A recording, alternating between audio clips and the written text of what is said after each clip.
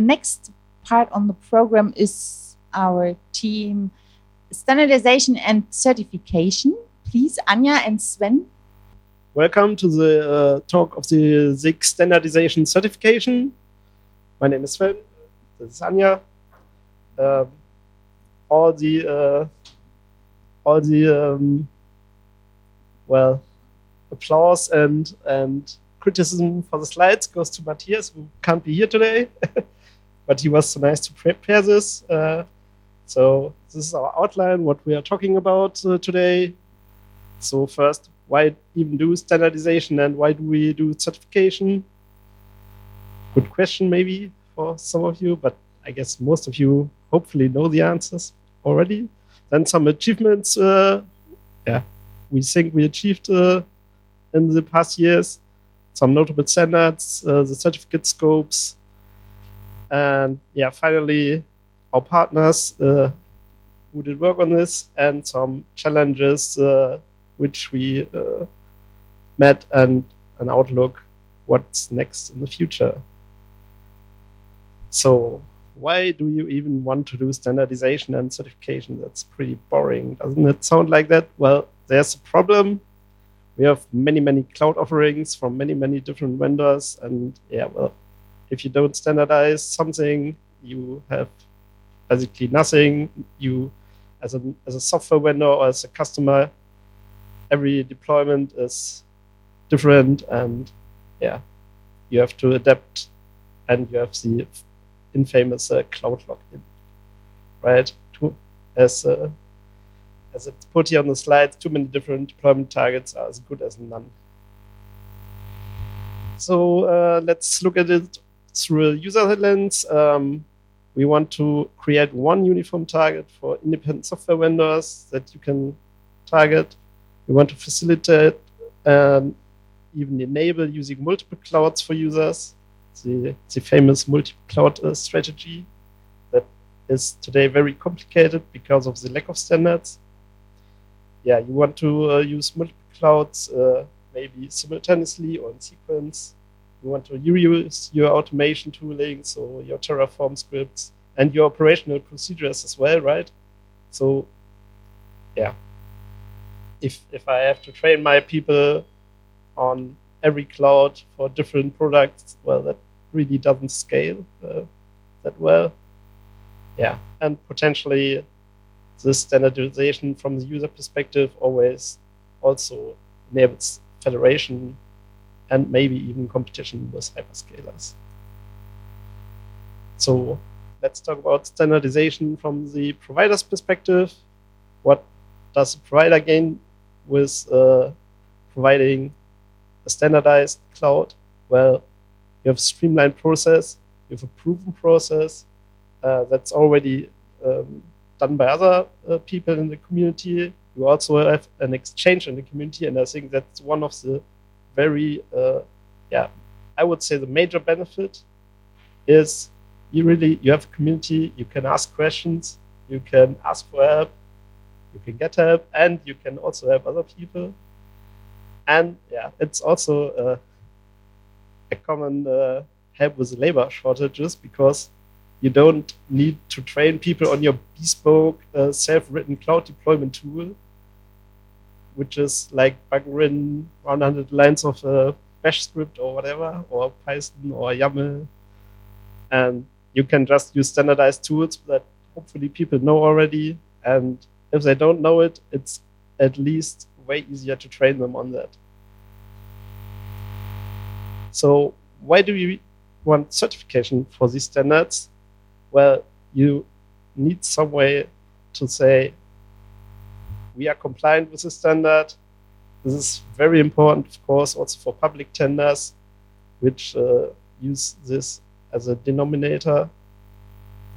And it, of course, may signify with an easy label, we are interoperable. We are maybe open. That's also still a little bit of future work. We enable sovereignty, and it's, of course, the often liked rubber stamp to say, hey, this is high quality, this is standardized, this has the appropriate certificate.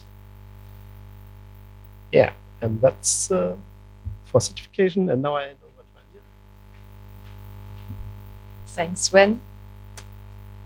Let's have a look on the achievements. So what did we all the time? From my point of view, we did a lot. The first achievement we have is that we automatized the tests, the compliance tests. So every night there is a test run against the clouds which claim to be SCS compliant, and the test scripts show if they do so. And we also automatized the compliance monitoring. Here you see the compliance monitor. Don't complain about the UI. The information is what matters, and the style sheet will be added later. So what we have here is we have a set of clouds, we have a set of providers, and you have here the certificates and the version of the certificates. And when you click, for example, on version 4, you see all the tests which run, and you have here a link to the standard which is tested. So the information is really clear. And when you look, for example, at another cloud, you also see which test missed and the standard which is not fulfilled. So it's really a nice overview about the clouds we have and whether or not they are compliant. What else? We created an accessible catalog of standards. So you have also a very fancy documentation about all the standards we have in a table. You see the standards, you see the tracks. So we have different tracks, the global track, the infrastructure as a service layer, the Kubernetes as a service layer, the identity and access management, the operation, and so on. You see all of the versions of the standards which are existing. You see if they are in a draft, ineffective, or deprecated. And you can also click here to get more information about each version of each standard. We achieved a catalog of certificates. We call it certificate scopes. I can also show you the documentation of that. Here you have the certifications, and when you go to scopes, we divide the scopes into two directions in the certification level. We have 3 so far, with SCS compatible as a very basic certificate and SCS sovereign as the highest level of certificate. And we also divide between the infrastructure as a service layer and the Kubernetes as a service layer. For each layer or for each certificate, up to now we only have 2 certificates. We have also a web page where you see the versions and the standard which belongs to which version. Currently, we have version 4, which is effective, and version 5, which is in draft mode. Other achievements are related to the process. So you need some process in order to create and maintain standards. So we documented very well how a standard should look like, what is the process to draft, what to set a standard stable, and to find alignments between the cloud service providers with respect to a given standard. We also defined a process to create and maintain certificate scopes. But this means when does a new version is set to active, how long is the transition period between 2 ascending versions, and so on. And we also started to define a process to apply certifications and to issue the certificates. It's not yet stabilized, but we will stabilize this soon. Let's have a look at the standards. We can categorize the standards into exciting and non-exciting, maybe. The non-exciting one are the ones who maybe are boring or restrict your freedom, but this is possible to compare 2 different cloud service providers. For example, harmonizing of flavor names. This is a restriction. Yes, you cannot call your flavor anymore like you want. You have strict rules how you can call your flavor in order to define the probabilities, the capabilities the flavor has, and to compare different flavors between different cloud service providers. The same applies to volume type descriptions. We also harmonized the flavor XR specs, the image metadata, and the image sources, which are really, really important in order to improve the discoverability of cloud resources. And we also have exciting ones. So we standardize the functionality and the robustness of the infrastructure in the Kubernetes layer. For example, we defined which services are mandatory in an infrastructure as a service in OpenStack, which may be recommended. We also had a look at the encryptions, the update cycles, and so on. There is still some work to do, and we will finalize this hopefully by the end of this year. We created a certificate scope matrix. So as I told you, we have different levels of certification from SCS compatible till SCS sovereign, and we have different layers. And there you can build a matrix on. Currently, we only have the SCS compatible layer in the SCS compatible certificate scope in version 4 for the infrastructure as a service layer and version 1 for the Kubernetes as a service layer. Here we see in SCS compatible certificate for the infrastructure as a service layer, the same as I already showed you in the web page. And here you see the one for Kubernetes layer. The Kubernetes layer is, there's still a lot of work to do for the Kubernetes layer, so both certificate versions are still in draft mode. And we staffed the Kubernetes team with more people so that we can increase the number of standards by the end of the project. What are our partners? You already know these partners because the partners are the one who were at the beginning of the slides, the zoo of cloud service providers. It's very important for all of you, especially for this cloud service provider, to remember that the standards we are defining are your standards. So when you do not get any feedback about a standard we propose, then the standard is senseless. So the biggest problem we had was the missing feedback of the cloud service providers.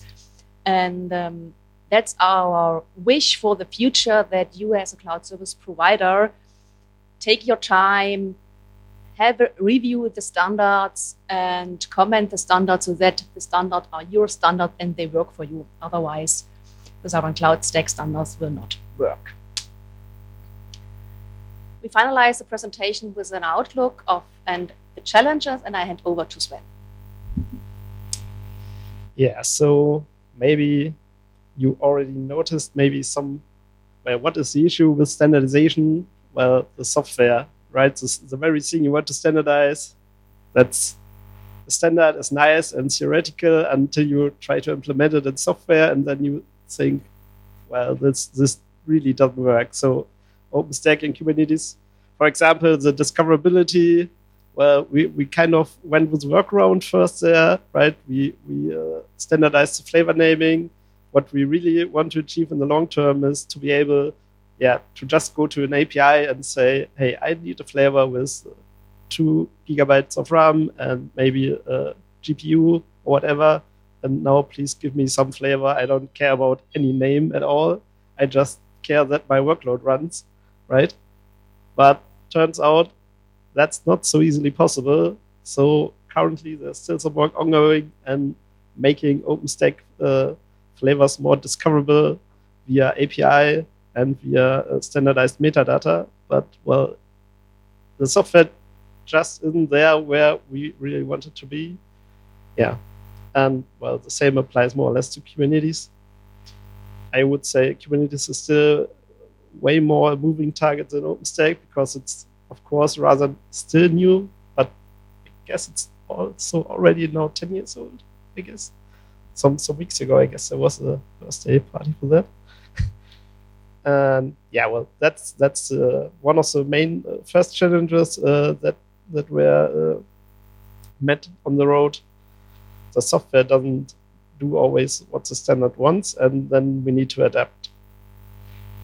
And the second challenge, like Anja just also already mentioned, is, of course, we depend very much on your feedback, because a standard that nobody implements or uses isn't worth the paper it's written on. So please always get in touch, always provide feedback. We promise we won't eat you alive or something like that. So, yeah, I personally encountered the standardization SIG as a very friendly place where you can always provide feedback and really have an influence on how the standards work and make them work for you, so you have the benefit of them. So coming to the outlook, what is next and what did we learn and what do we want to achieve in the future? Yeah, focus more on functionality so that the end user really has a benefit of a standard. Yeah, make progress regarding SCS compatible Kubernetes as a service. Like Anja just said, that's still a little bit early, I would say. And there's a lot of things to do in that area. Yeah, maybe do some kind of self-service certification where provider can basically just run tests and say, all right, all tests are green, I'm certified. But it's not really clear if that works or not. We shall see. It's especially a problem for air-gapped environments. How do we test air-gapped stuff when you need to test via the internet? There are some ideas in that direction, but yeah, input is appreciated. Yeah, and eventually go beyond interoperability. Like Anja also said, the certificate scopes are still also a work in progress, and SCS Open and SCS Sovereign are still to be filled out a little bit. So also your feedback, I guess, is very much appreciated. And that's it from SIG Standardization. Thank you for your attention.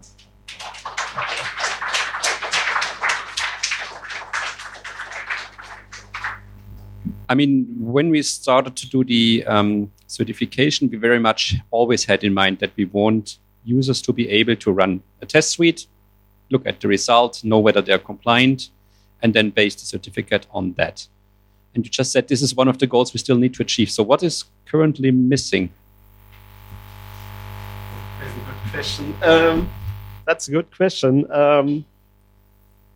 Well, I think the main problem, I think, is always awareness that the user even can do that, right? Because if I think of standards and certification, I think, oh wait, I guess I need to go to TÜV or wherever, some certification organization, and they will certify me, right? I pay them some bucks, and they will do some magic, and then I'm certified. And well, SCS is maybe too simple, so and maybe we need to spread the word about that. And maybe make test scripts also more discoverable, make the whole stuff more discoverable. And I would say that is the largest gap currently. Do we have something else in mind, maybe?